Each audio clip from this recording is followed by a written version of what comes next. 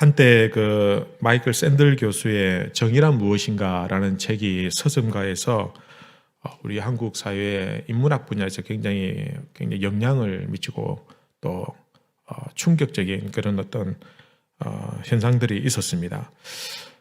그 인문학 서적은 별로 인기가 없어요. 책이 좀 고리따분하고 읽어도 무슨 말인지 잘 모르겠고 또 두껍기도 하고 또 번역서이니까 더더욱 읽기가 쉽지 않은데, 근데 그 책이 한때 우리 사회에 굉장히 선풍을 일으킨 이유가 무엇일까? 말 그대로 정의란 무엇인가라는 것인데, 그만큼 우리 사회가 역설적으로 정의롭지 못하고 또 도덕적인 갈증에 심각하게 그러한 어려움들이 시달리고 있기 때문이지 않느냐, 그죠? 우리가 만약에 도덕적으로 아주 좀 퀄리티가 높은 그런 사회고 또 정의가 바로 실현되는 그러한 환경이면 이런 책이 인기 있을 리가 없죠, 그죠? 그런데 그 당시에 여러 가지 사회 현상이나 그런 상황들을 볼 때에 그런데 문제점이 있었기 때문에 이런 책들이 베스트셀러가 되었다라는 것입니다. 어떤 분은 현대 우리 사회를 철저히 경제몰입 사회 이렇게 표현합니다. 경제몰입 사회. 완전히 경제에만 완전 몰빵을 해 있는 거예요. 그죠? 예전에는 안보가 굉장히 중요한 어떤 사회 이슈인데 지금은 안보보다는 경제. 어떻게든 먹고 사는 문제. 그죠? 먹고 사는 문제 때문에 전쟁을 일으키기도 하고, 그죠? 먹고 사는 문제 때문에 불의를 일삼기도 하는 시대가 되었다라는 겁니다. 돈이 이제 완전히 신이 되어버린 그러한 자본주의의 민낯을 저희가 경험하면서 살고 있습니다. 세계 경제 대국 2위를 자처하는 이 중국에서 한번 이런 사건이 있었습니다. 빗길에 스쿠터를 타고 가던 어떤 60대 남자분이 그만 웅덩이에 넘어져서 피를 흘리고 있었는데, 그분이 한 3분 정도 동안 아무도 그를 보살펴 주지도 않고 그냥 방치해 둔 거예요. 근데 그분이 결국은 돌아가셨어요. 돌아가셨는데 사인이 무엇이냐면 그 낮은 웅덩이에 물이 좀 있었는데 그 물에 익사해가 죽었다는 겁니다. 꼼짝도 못할 만큼 정신을 잃고 있었는데 아무도 건져주지 않은 거예요. 실제로 부상을 당해서 죽었다기보다는 그 얕은 물에서 살아남지 못했던, 그만큼 사람들이 그 사고를 보면서도 막 사진 찍고 이런 걸 하는데, 그죠? 도와주는 사람이 없었다라는 것입니다. 우리나라도 그런 일들이 있습니다. 중국만 아니라. 여러분, 철저히 공산주의 그 체계 아래서 완전히 이렇게 모든 온 나라가 공산주의화되어 있는 이 나라 중에 북한, 그죠? 북한이 앞으로는 자본주의를 비판하고 자본주의에 대해서 굉장히 거부감을 가지고 있지만, 그러나 실제로 지금 북한의 경제 체제를 유지하고 있는 것은 배급 방식이 아니라 그 뒤에서 암시장, 그죠? 암시장에서 이루어지고 있는 그러한 자본주의 경제 논리들, 거기에서 사람들이 먹고 사는 문제들이 굉장히 많이 해결되고 있다는 겁니다. 겉으로는 미국 제국주의, 남조선 쪽 갓나 새끼들 이렇게 하는데 뒤에서는 미국과 우리의 비공식적인 루트를 통해서 식량 원조를 받으면서 비료를 받으면서 그렇게 체제를 유지하고 있다라는 것입니다. 국가가 아예 불법적으로 사이버 해킹을 통해서 가상화폐를 탈취하고 또 제3지대 국가들에게 무기를 불법적으로 판매하고 심지어는 마약을 판매하는 일들을 국가가 이렇게 하고 있다라는 겁니다. 그러니까 겉으로는 안 그러면서 뒤에서는, 그죠? 여러분, 미국도 마찬가지입니다. 쟤네들이 평화를 외치고 있지만 뒤에서는 무기를 팔고 있습니다. 그 재고품 들지 않습니까?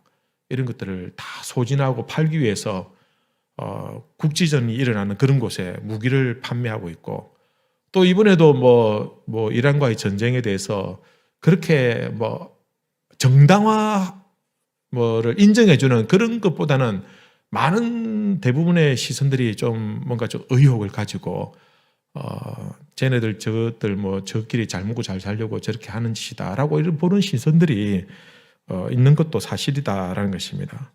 이런 모습을 보면서 우리는 그러죠. 참 나쁜 놈들 많다. 세상에 악한 놈들 많다. 어떻게 저리 불의할 수 있을까?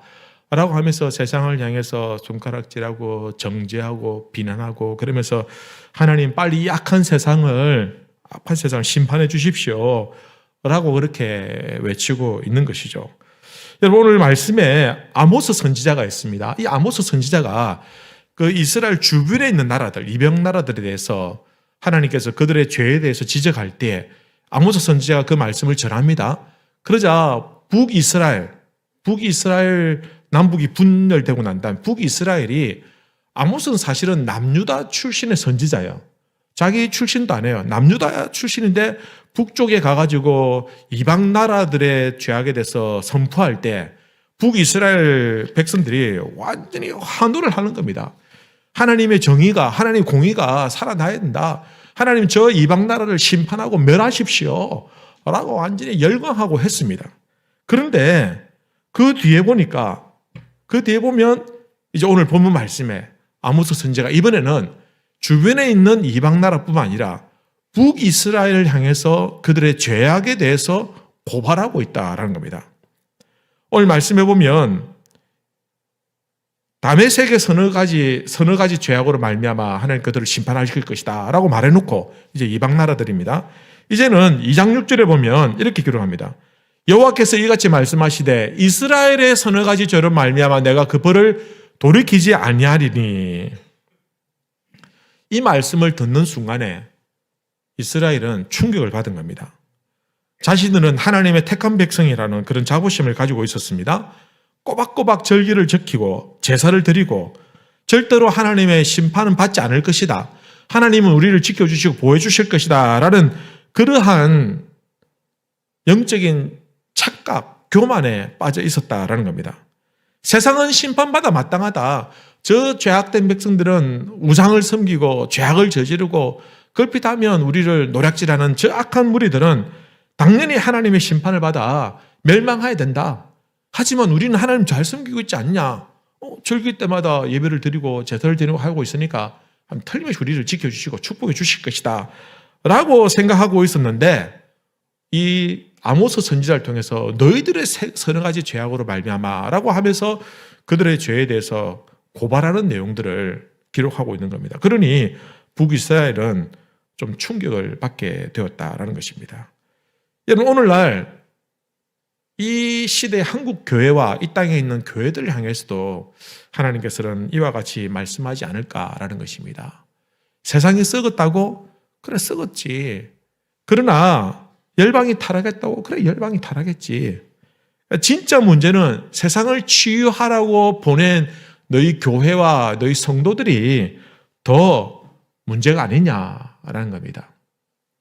우리는 코로나라는 그런 어떤 시기를 지나면서 교회의 자성에 대해서 그죠? 스스로 반성하고 또 돌이켜보는 그런 시간들을 가졌습니다. 그러면서 물론 세상은 여전히 악하지만 그러나 교회들도 역시 마찬가지로 우리 성도들도 그와 편성해서 우리가 하나님 말씀에 불순종하고 오만하고 태만하고 교만하진 않았는가.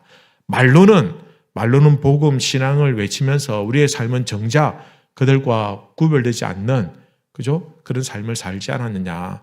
오늘 교회가 더 이상 세상에 사랑받지 못하는 이유는 우리 성도들의 교회의 이중적인 그런 모습들 때문이 아니냐라는 그런 어떤 자성의 목소리들이 이번 코로나 통해서 일어났다라는 것입니다. 오늘 말씀해 보면 하나님께서 북이스라엘의 서너 가지 죄악을 통해서 오늘 이 시대의 교회들을 향해서 하나님의 죄악에 대한 심판의 말씀들을 우리에게 들려주고 있습니다.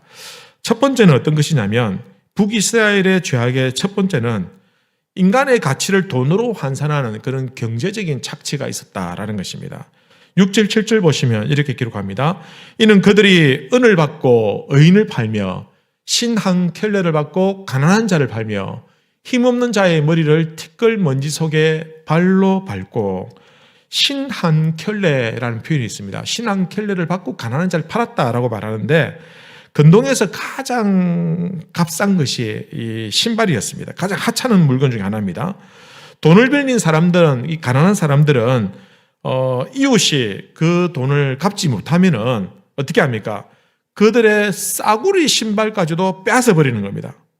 그리고는 그들이 더 이상 아무것도 가지지 못하도록 만들어 제일 마지막에 파는 게 신발이었습니다. 그리고는 그들을 어떻게 했답니까? 더 이상 팔 것이 없으니까 노예로 팔아버렸다라고 말합니다. 신한켤레를 받고 가난한 자를 팔았다.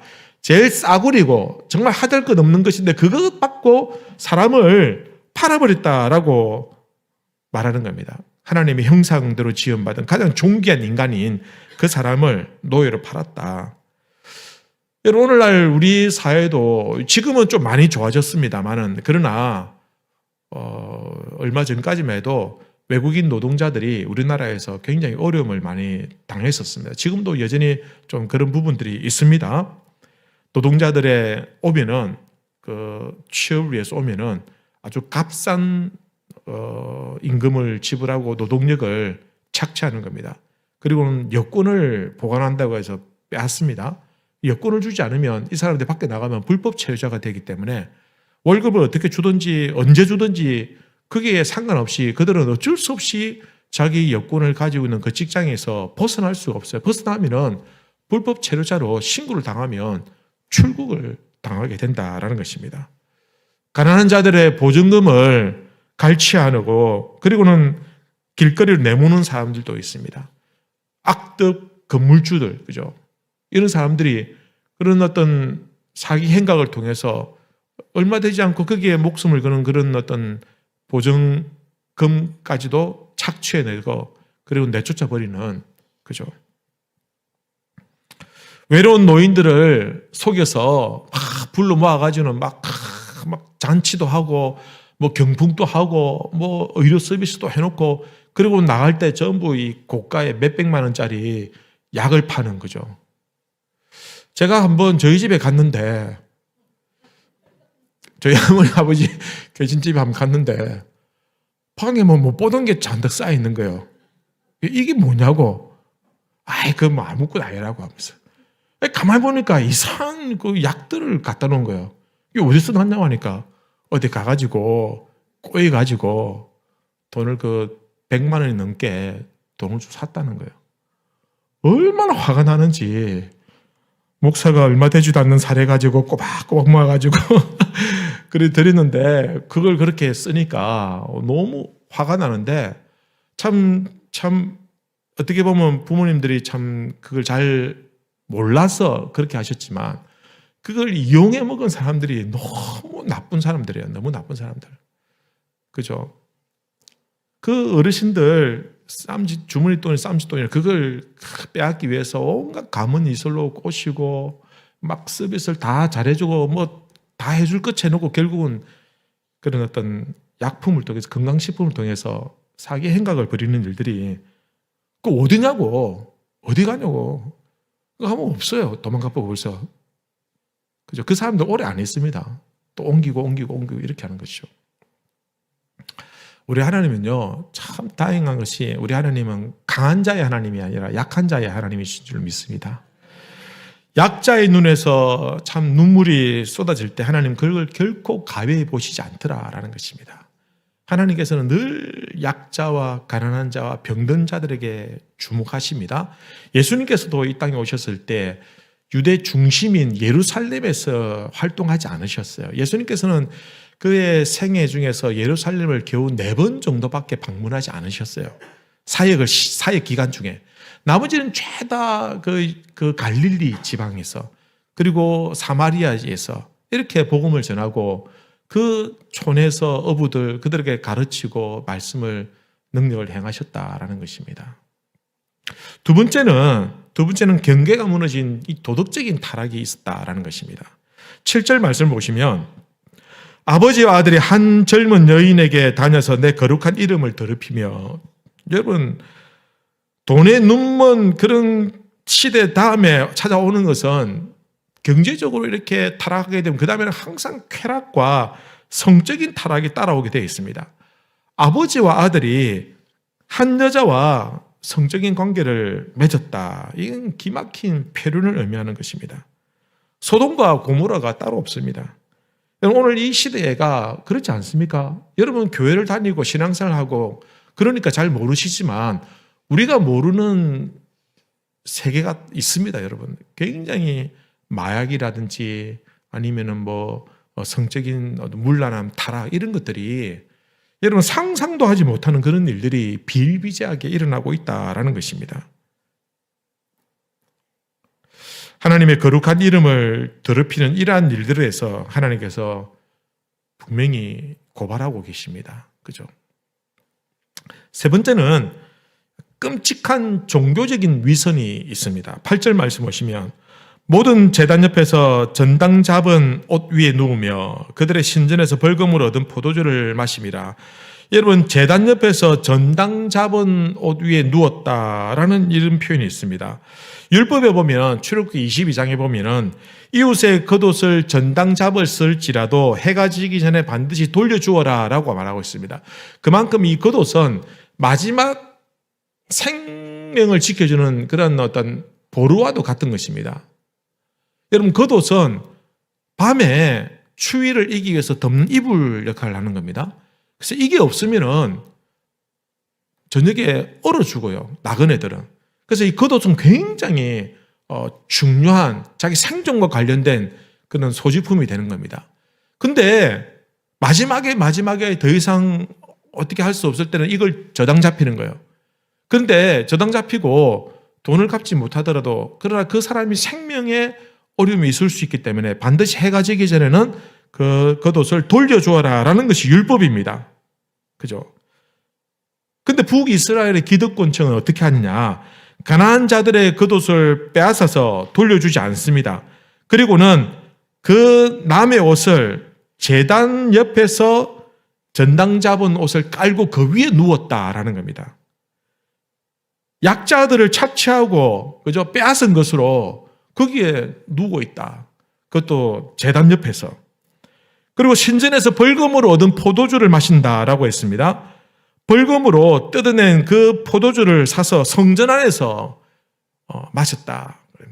약자의 것을 탈취하고 빼앗아서 누워서 마시고 하나님이 계시는 그 성전에서 버젓이 그런 일을 행해왔다라는 것입니다. 이웃의 고통을 깔아 뭉개고 그 위에서 예배하면서 그렇게 했겠죠. 할렐루야, 하나님 사업 대박 나게 해주셔서 감사합니다. 하나님 거래 잘 되게 해주셔서 감사합니다. 대박입니다 했는데 그 뒤에 보면 노동자의 눈물과 고통과 아픔이 있고 손이 절단돼도 병원도 제대로 데려가지도 않고 그죠? 그런 일들이 있었던 것에 대해서 오늘 아모스 선지자를 통해서 그들의 이중성을 고발하고 있다는 것입니다. 삶 속에는 온갖 불법과 하나님 기뻐하지 않는 그런 편법들을 이루면서 이웃의 고통이나 아픔에 대해서는 외면하는, 그리고는 성전에 나와서 눈물을 흘리면서 거룩한 척 예배하는 그 모습들을 아모스 선지자를 통해서 북이스라엘을 그들을 고발하고 있다는 것입니다. 하나님께서 이런 예배를 받으실까? 절대로 받지 않는다는 것입니다. 원래 이스라엘이 이렇게 악했을까? 그렇지 않습니다. 오늘 9절 이하의 말씀을 보면 가슴을 치며 이스라엘에게 베푸신 하나님의 은혜를 회상시켜 주십니다. 9절 보시면 내가 너희를 위해 키가 100향목까지 크고 강한 아모리 사람을 진멸해 주지 않았느냐? 애굽에서 이끌어내어 40년 광야길을 보여주지 않았느냐? 내가 너희 자녀 중에서 선지자를 세워 하나님 말씀을 들려주고 나시를 세워 거룩한 본보기를 보여주지 않았느냐? 하나님께서 이런 놀라운 은혜들을 베풀어 주셨는데, 그러나 이스라엘은 어떻게 응답합니까? 12절에 보면 이렇게 기록합니다. 그러나 너희가 나실 사람으로 포도주를 마시게 하며 또 선지자에게 명령하여 예언하지 말라 하였느니라. 나실리는 포도주를 금하게 되어 있습니다. 그런데 나실리로 하여금 죄를 짓게 만드는 겁니다. 옆에서 강요해가지고 꼬셔가지고 그들이 포도주를 먹게 죄를 짓게 만들었다, 북이스라엘이. 그리고 선지자에게 명령하여 예언하지 말라. 선지자는 본업이 예언하는 겁니다. 더 이상 하나님 말씀 전하지 말라는 겁니다. 듣기 싫은 소리 하지 마라. 우리 심판하는 소리, 우리 정죄하는 소리를 더 이상 듣고 싶지 않으니까 그런 얘기 할 거면 오지도 말라. 이렇게 북이스라엘이 반응을 했다라는 것입니다. 오늘날 교회도 가끔 그럴 때가 있습니다. 목사님 그런 얘기 좀 하지 마십시오. 일주일 내내 피곤해가지고 지쳐가지고 예배 드리러 왔는데 뭐 죄가 어떻고 뭐 지옥이 어떻고 심판이 어떻고 그런 얘기 들으려고 온 게 아닙니다. 좀 위로해주고 좀 재밌게 해주고 좀 따뜻하게 격려해주고 좀 잘했다고 이렇게 해주고 그런 얘기를 해주셔야지. 오면 잘못했다고 그렇게 해주면 누가 교회 오겠느냐. 이런 생각을 가진 분들이 우리 교회는 없습니다. 아직까지 저한테 와가 그런 얘기 한 번도 없으니까 우리 교회는 그런 분이 없는 것 같아요. 그러나 여러분 큰 교회일수록 그죠? 사회에서 어떤 정도 뭐 위치에 있는 분들이 많은 교회일수록 식자들이 많은 교회일수록 크게 사업하는 분들이 많은 교회일수록 그런 이야기들을 목회자들이 종종 듣는다라는 것입니다. 그렇게 되면 우리 교회는 뭐 그런 분들이 없는 게 저를 위해서는 좋을 것도 같다라는 생각도 듭니다만은 그만큼 사람들이 불필요한 이야기를 듣기 싫어하는 시대가 되었다라는 것입니다. 여러분 이러한 북이스라엘의 이런 모습들이 오늘날 우리의 자아상이다라는 겁니다. 그렇게 보면 우리가 세상을 정죄하고 악하다, 저렇게 해서는 안 된다라고 이렇게 하는 말들 그죠? 할 수는 있겠죠. 하지만 그러면서 동시에 우리 자신을 돌아보는 그런 겸허한 마음이 필요하지 않을까. 여러분 우리나라 사람들은 북한하고 일본을 그렇게 미워하고 안 좋아해요. 그죠? 원수같이 북한 원수고 일본들 원수같이 얘기하는 분들이 제법 많이 계십니다. 제일 많이 놀러 가는 데가 일본이면서도 그렇게 하지만 사실은 물론 그런 게 있을 수 있겠지만 그러나 우리 안에 있는 물질주의나 외모지상주의나 또 약자에 대한 어떤 거부감들, 혐오감들, 그죠? 그리고 다른 것에 대한 차이점에 대해서 수용하지 못하는 그런 어떤 외골수적인 그런 기질들, 그죠? 그리고는 우리는 하나님 앞에 나와서 거룩한 척 예배를 드리는 이 모든 것들이 어쩌면은 위선이지 않을까라는 겁니다. 북한이나 일본을 정죄하고 판단하기에 앞서 먼저 하나님 앞에서 그 나라 민족을 위해서 기도하는 모습이 우리에게 먼저 필요하지 않을까라는 겁니다. 기도하고 욕하십시오. 기도하고. 기도하고 판단하시라는 겁니다. 그죠? 북한의 인권에 대해서 얘기해야 되죠. 하지만 그런 거 불구하고 우리 자신에 대해서 우리 사회가 안고 있는 인권 문제에 대해서는 왜 우리는 여기에 대해서 입을 다물고 있느냐. 북한의 어떤 반성하지 못하는 그 과거사에 대해서 반성하지 못하는 그런 모습들에 대해서 얘기할 수는 있겠죠. 하지만 우리도 역시 상대적으로 약자들에 대해서 우리도 얼마나 그들에게 대해서 떳떳할 수 있느냐라는 그런 걸 돌이켜보면서 우리가 기도하고 그죠? 우리 자신이 다시 한번 성숙해지는 그런 과정이 있어야 된다라는 것입니다. 여러분 우리가 어떻게 해야 될까요? 교회가 이 타락하고 병든 세상 속을 우리가 세상을 어떻게 변화시킬 수 있을까요? 그죠? 세상 밖에서 우리가 안전한 울타리를 딱 치고 그 다음에 세상은 썩어서 회개해야 돼 이렇게 말하기보다는 여러분 오히려 우리가 이제는 밖에서 세상을 향해 돌팔매질 하기보다는 이제는 교회가 세상 속으로 들어가야 되지 않을까라는 겁니다. 교회와 성도는 세상이 안고 있는 아픔 속으로 들어가서 그죠?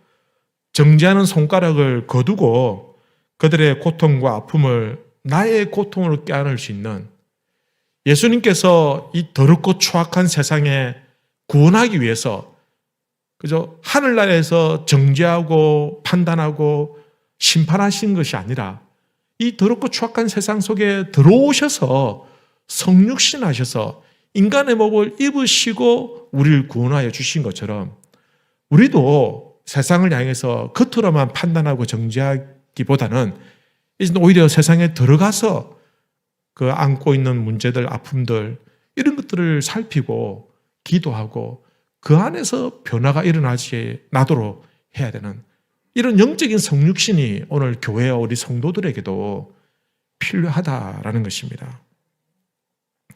여러분, 다미안 신부님에 대한 이야기를 들어보셨습니까? 하와이에 그 주변의 어떤 작은 섬에 한센병을 앓고 있는 그런 환자들만 격리되어 따로 살고 있었습니다. 어떻게 보면 참 죽음의 섬과도 같은 그곳에 이 다미안 신부님이 그곳에 들어가서 복음을 전하고 봉사를 하는 겁니다.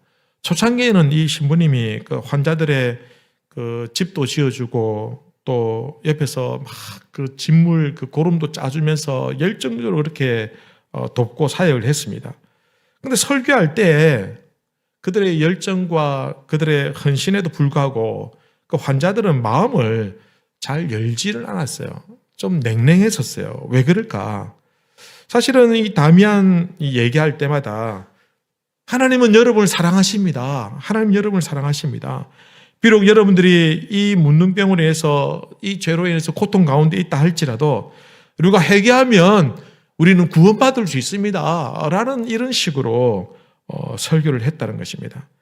어떻게 보면 그의 초창기 사역에는 늘 건강하고 의로운 자신과 병들고 나약한 그 한센병 환자들과 격리시켜서 구분해서 그렇게 사역을 했던 것입니다. 그러다가 어느 날 이 다미안 신부님이 뜨거운 물에 발을 담갔는데도 불구하고 뜨겁지가 않은 거예요. 보니까 자기도 이 한센병에 전염성이 있었는지 자기도 그 발병이 된 것입니다. 그는 절망의 밤을 보내면서 참 눈물로 기도했습니다.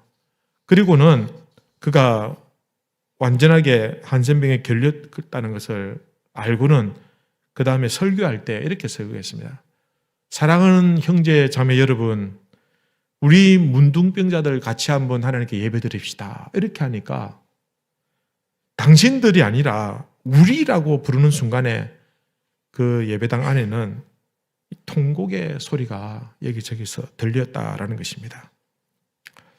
동정하는 자리에서, 정죄하는 자리에서 내려와서 그들과 똑같은 상처를 안고 그 질병과 고통 가운데서 그 속으로 들어갈 때 비로소 그 환자들의 마음의 문이 열리고 그분이 전하는 복음이 그들에게 진정성 있는 하나님의 말씀으로 와 닿더라라는 것입니다. 여러분, 우리가 전도가 안 되는 이유가 무엇일까? 여러분, 우리가 전도 기술이 부족해서가 아닙니다. 우리가 전도를 잘 하지 못해서가 아니라 어쩌면은 우리가 말하는 이 놀라운 생명의 복음의 말씀이 우리의 삶, 우리의 이중적인 그런 모습들, 이것들에 턱턱턱턱 걸려서 그들에게 제대로 전달되지 못하기 때문은 아닐까라는 것입니다.